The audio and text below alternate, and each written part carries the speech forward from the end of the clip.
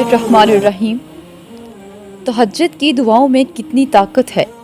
تہجد کی دعا اتنی طاقتور ہے کہ وہ آسمان کے پار جاتے ہی اللہ سے اپنی بات منوا لیتی ہے۔ اللہ پاک دیر تو کر سکتا ہے لیکن بندے کو مایوس نہیں کرتا۔ تمہارا اس چیز کو ناممکن سوچنا اپنی جگہ، لیکن وہ تو اللہ ہے جس سے مانگنا ہے، اور ایسا تو کچھ بھی نہیں جو تمہارا اللہ نہ کر سکے۔ اور پھر جب اللہ کچھ کرنے کی ٹھان لیتا ہے تو پھر کوئی کچھ نہیں کر سکتا۔ وہ جانتا تو سب ہے، بس تم سے سن کر تمہیں اپنے اور قریب کرنا چاہتا ہے۔ اللہ تمہاری التجائیں کبھی خالی نہیں لوٹاتا، وہ اٹھے ہوئے ان ہاتھوں کا مان رکھتا ہے۔ دعا مانگنے کی توفیق ہی تب دیتا ہے جب وہ نوازنے کی ٹھان رکھتا ہے۔ کامل یقین وہ ہے جس نے موسیٰ کے لیے سمندر کے 2 حصے کر کے اس میں راستہ بنوایا تھا۔ بس جب وہ تمہیں اپنی جانب بلاتا ہے تو وہ راضی ہونے کا ارادہ باندھے ہوتا ہے، اور جب تمہیں دعا کی توفیق دیتا ہے تو قبولیت کے لیے تمہاری دعا کے انتظار میں ہوتا ہے۔ پھر یوں مکمل کر دیتا ہے تمہیں کہ دنیا دیکھتی رہ جاتی ہے۔ اللہ نے اگر دل دعاؤں کی جانب موڑا ہے تو کچھ تو ہے جو اس نے بدلنے کا سوچا ہے، اور کیا پتہ تمہاری من پسند چیز ہی اس امتحان کے بعد تمہارا صلہ ہو۔ اور پھر جب ساری دنیا کہیں تمہاری دعائیں بے فائدہ ہیں، ان کا قبول ہونا ناممکن ہے، تو میرے رب کی یہ بات دل کو پرسکون کر دیتی ہے کہ بے شک اللہ ہر چیز پر قادر ہے، اور وہ کچھ چیزیں تمہاری دسترس سے اس لیے بھی نکال دیتا ہے تاکہ تم جان سکو کہ کچھ چیزیں اللہ کو پانے کے بعد ہی ملا کرتی ہیں۔ اور پھر جب اللہ سب جانتا ہے تو کوئی کچھ بھی سوچے کیا فرق پڑتا ہے۔ انکار کی گنجائش نہیں ہوتی، بس جو مانگ لیا وہ مل جاتا ہے۔ اور ناممکن اب کچھ نہیں، تم نے جو صبر کیا اسی کا صلہ معجزوں میں ملے گا، تم بس اللہ پر یقین رکھو۔ اور پھر کبھی جو دعاؤں سے نہ مل سکے وہ صبر سے مل جاتا ہے۔ جتنا تم میں صبر ہوگا اتنا ہی تمہاری دعا میں اثر ہوگا۔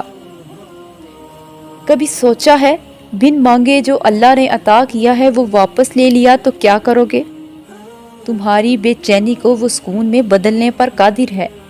وہ تمہارے معاملے کو درست کرنے میں تمہارا صبر آزماتا ہے، اور ان قریب مایوسی کے یہ بادل چھٹنے والے ہیں۔ ان قریب اس رب کا نور قبولیت بن کر جگمگائے گا۔ کیسے کہہ لیتے ہو کہ معاف نہیں کرے گا وہ تمہیں؟ کیا تم نے پڑھا نہیں کہ وہ الغفور ہے؟ وہ جب کہتا ہے مجھ سے مانگو میں عطا کروں گا، تو پھر سوچو نہیں، ہر دعا مانگ کر اس کے حوالے کر دو۔ وہ سبب وہاں سے بنائے گا جس کا خیال تمہارے وہم و گمان میں بھی نہیں ہے۔ اور وہ جب کہتا ہے مجھ سے مانگو میں عطا کروں گا، تو پھر سوچو نہیں، بس مانگ کر ہر دعا اس کے حوالے کر دو۔ جہاں ایمان ہوتا ہے وہاں یقین ہوتا ہے، اور یہاں یقین ہوتا ہے وہاں معجزے ہوتے ہیں۔ اور تمہاری نصیب میں جتنے بھی معجزے ہیں سب اللہ نے سنبھالے ہوئے ہیں، انتظار کر لو تھوڑا سا کہ وہ آنے والے ہیں۔ تم دعا مانگ کر بس صبر کرو، اللہ اجر میں دعا قبول کرے گا۔ وہ جانتا ہے کہ تمہاری دعاؤں میں کتنی چاہت ہے، یقین رکھو وہ خوب خوش کرے گا۔ وہ کرتا نہیں مایوس اپنے بندوں کو، بس تم اپنا دل مطمئن رکھو، وہ تمہیں اپنی چاہت سے نوازنا چاہ رہا ہے۔ اور دیکھو اللہ سے فریاد کر کے یوں قبولیت پر شک تو نہیں کیا کرتے۔ دیر ہو رہی ہے تو ضرور کچھ بہترین ملنے والا ہے، اگر کر رہے ہو صبر تو ضرور اس کا اجر ملنے والا ہے۔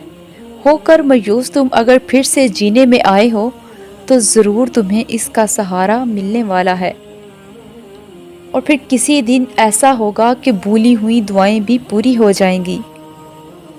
مت ہارو امید، یہ تو آزمائش ہے فقط کچھ ہی لمحوں کی۔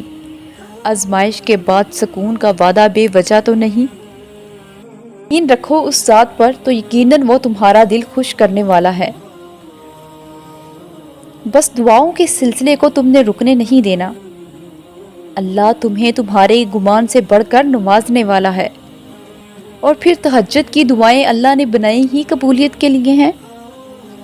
یہ آزمائشیں تمہارے صبر کا امتحان ہیں۔